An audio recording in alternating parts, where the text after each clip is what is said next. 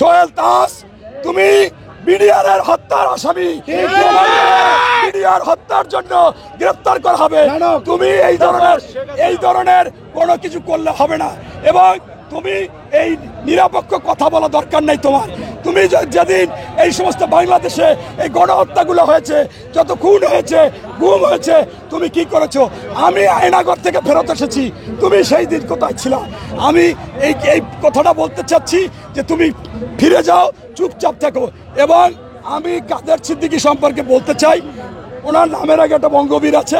আমার সাথে ব্যক্তিগত ওনার অনেক সম্পর্ক, অনেক প্রোগ্রাম করেছি, কিন্তু এ পর্যন্ত মনে হয় 100 বার ওনার মত চেঞ্জ করার সময় লোকজন সামাজিক মাধ্যমে একটা ছাগলের ছবি দিয়ে উপরে কাদের সিদ্দিকীর মাথাটা দিত, গামছা দিত, পরে বলতো ছাগলটা বিক্রি হয়ে গেছে। আমি আপনাকে বলতে চাই, আপনি আর ছাগল হইয়েন না। বাংলাদেশে ছাত্র জনতার রক্তের উপরে এই বিপ্লব হয়েছে, সেই বিপ্লবের মাধ্যমে বিপ্লবী সরকার হয়েছে এবং হাজার হাজার খুন হয়েছে। সেই হাজার হাজার খুনের রক্তের উপর থেকে, এবং এই কেবল আমি একটা হাসপাতালে রুগী দেখে আসলাম, যুবলীগ একেবারে ঠেকাইয়া গুলি করছে না বাঁচার মতো। এই বাড়ি রিডে 1429 নম্বর রুমে। অতএব এরকম হাজার হাজার লোক কাতরাচ্ছে।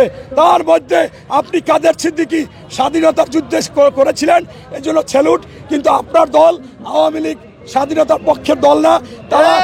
তারা একটা তালিকা করেছিল রাজাকারের তালিকা করেই দেখে যে 9000 রাজাকার, 12,000-এর মধ্যে 9000 রাজাকার আওয়ামী লীগের। এই আওয়ামী লীগ হচ্ছে রাজাকারের মাননীয় প্রধান উপদেষ্টা ডক্টর মোহাম্মদ ইউনূস এবং অন্যান্য উপদেষ্টা মহোদয়দেরকে বলবো, আপনারা যদি এই দেশে অরাজকতা ঠেকাইতে চান, যদি বিশৃঙ্খলা ঠেকাইতে চান, তাহলে আওয়ামী লীগের কাছে, প্রত্যেকটা নেতাকর্মীর কাছে হাজার হাজার শত শত কোটি টাকা, তাদেরকে আইনের আওতায় এনে সারা বাংলাদেশ থেকে সকল ওয়ার্ড পর্যায় পর্যন্ত নেতাদের গ্রেপ্তার করে তাদের মালামালের হিসাব নেন, কিভাবে টাকা উপার্জন করেছে। এই টাকা পয়সা বাজেয়াপ্ত করে রাষ্ট্রীয় কাজে ব্যবহার করেন, তাহলে বাংলাদেশে কোনো অরাজকতা আওয়ামী লীগ সৃষ্টি করতে পারবে না।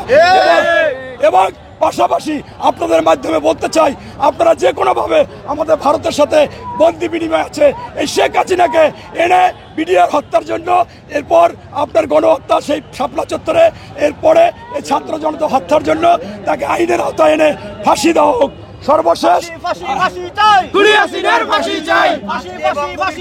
মোড়লগঞ্জ, আমি সব জায়গায় ঠেকাবার হলুদ যেটা আমি গেছি রামচন্দ্রপুর ইউনিয়নে, এক বাড়িতে ঢুকে কুপিয়েছে। আমি সরাসরি আর্মি নিয়ে গেছি। আমার নাম ডক্টর কাজী মনিরুজ্জামান মনির। আমার এলাকায় যা হিন্দুদেরকে বাসায় এলাকায় মিটিং করেছি, তাদের খরচ পর্যন্ত দিয়েছি। আমি সেইখানে ছুটে গিয়েছি, যাই দেখি যে 6টা ছেলে যাদের নাম বলেছে সব যুবলীগ ছাত্রলীগ, তাদেরকে গ্রেফতার করে আর্মিরা পাছায় পিটাইছে, এরপর গ্রেফতার করে দিয়েছি। এই ধরনের যারা বলে, মনে করবেন এরা দেশের শত্রু এবং এই সরকারের উল্টাপাল্টা কথা বলে। এবং এছাড়াও আমার বাসা থানার সাথে মোড়লগঞ্জ, যে কোনো লোককে জিজ্ঞাসা করলে হবে ডক্টর কাজী মনির। সেখানে একটা বাড়ি দখল করতে আসছে, আমি গেলাম, যাই দেখি ছাত্রলীগের 2টা এই বিএনপির সাথে ঢুকে এটা করছে।